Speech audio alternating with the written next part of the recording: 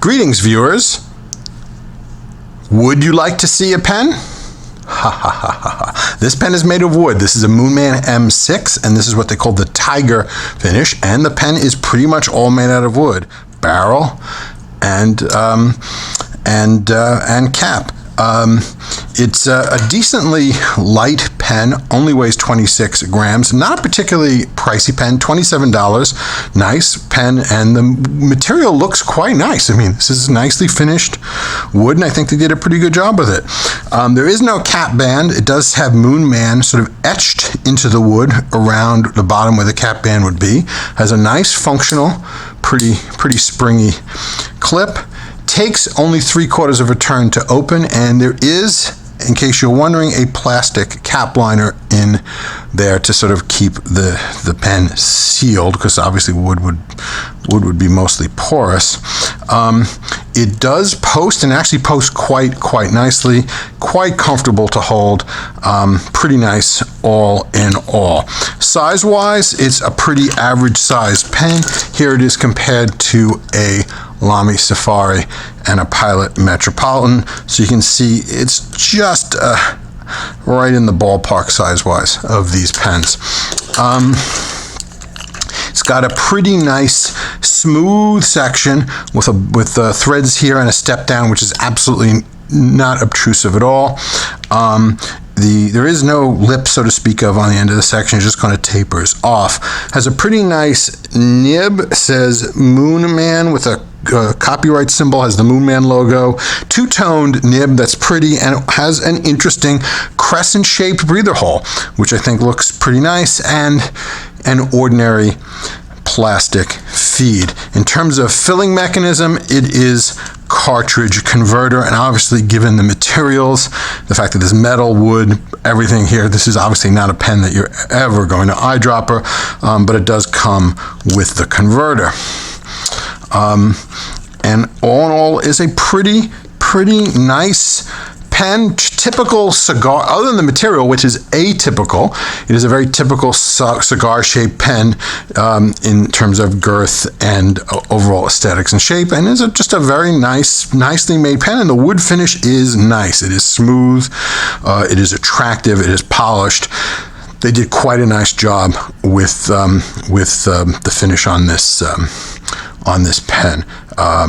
And compared to comparably priced Moonman pens, I think they did a pretty good job all in all with this one. And I would say I'm generally I've been pretty pleased with this. I've written with this one quite a bit already, and in general, I've been pleased with it. And it's a little different, right? I mean, you don't see too many pens with this wood finish like this, and I think they did a really nice job. I like the fact that they didn't put a cap band on here. I think if you had put a band here, that would have kind of ruined the flow and the aesthetic of it, but that's just my opinion. In terms of opinion, pens were meant to write, weren't they? I think what we need to see right now is how this pen writes.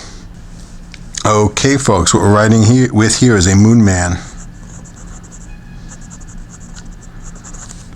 model M6, and this has a fine steel nib,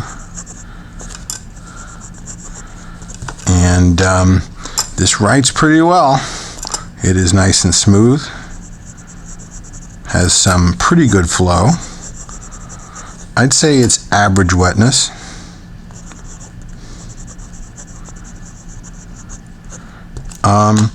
Again, I'm not a huge fan of these particularly fine nibs. I prefer this nib to be a bit broader, but I do in general. I mean, it's tolerable for me. But if for those of you who are fine with no pun intended, if you're fine with fine pens, then you will like this quite a bit. It does write well, I have to say. I've used this. Like I said, I've had this for a little while, and I have written with it quite a bit, and I've been generally pleased with it.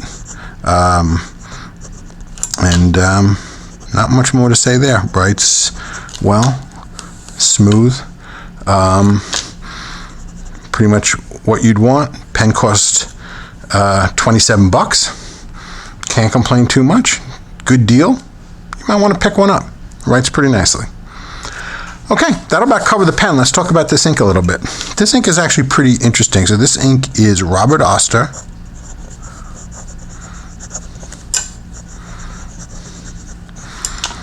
Fire on Fire.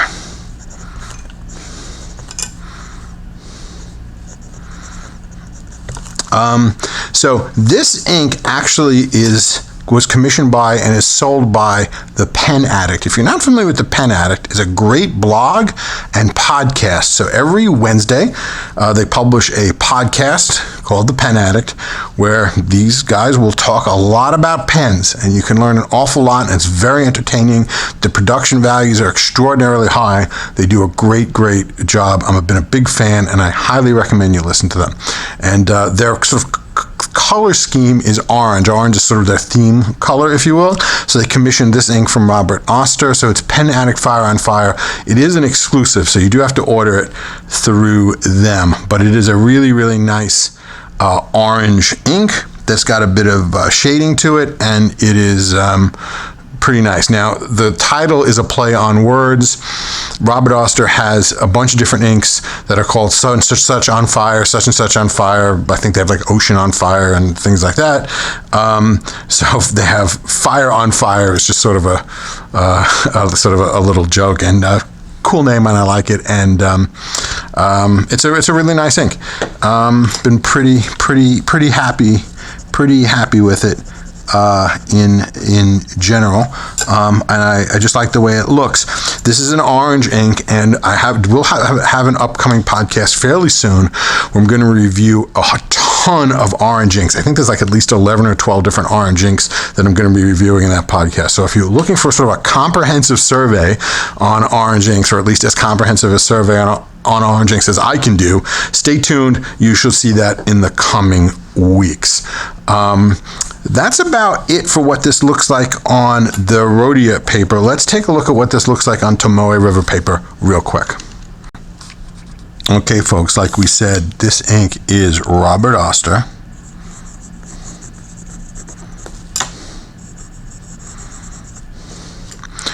Fire on Fire.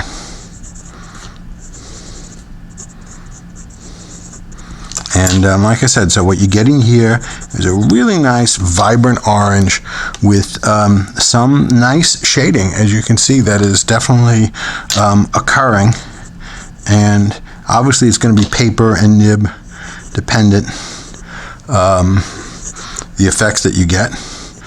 But in terms of oranges, this, I will give you a sneak preview of my reviews that are coming up. This is definitely one of my favorite oranges, but it is a vibrant orange. If you want something a little more muted, there are other oranges that I have that stay tuned and I will be demonstrating. But this is for a fairly vibrant orange ink. This is a really nice ink, and like I said, you definitely get some, especially on this Tomoe River paper, you're definitely getting some pretty nice color variation here, which, as if anybody has watched this channel for a while, I'm a big fan of attractive color variation on ink. So there we go. Anyway, that will about do it for this episode. I sure hope you enjoyed it, because I know I did. As always, please subscribe. Also, click the little alarm icon when you subscribe so you get notified when I have new episodes. Please keep those comments and thumbs up coming. And as always, until next time, have a great day. Bye-bye.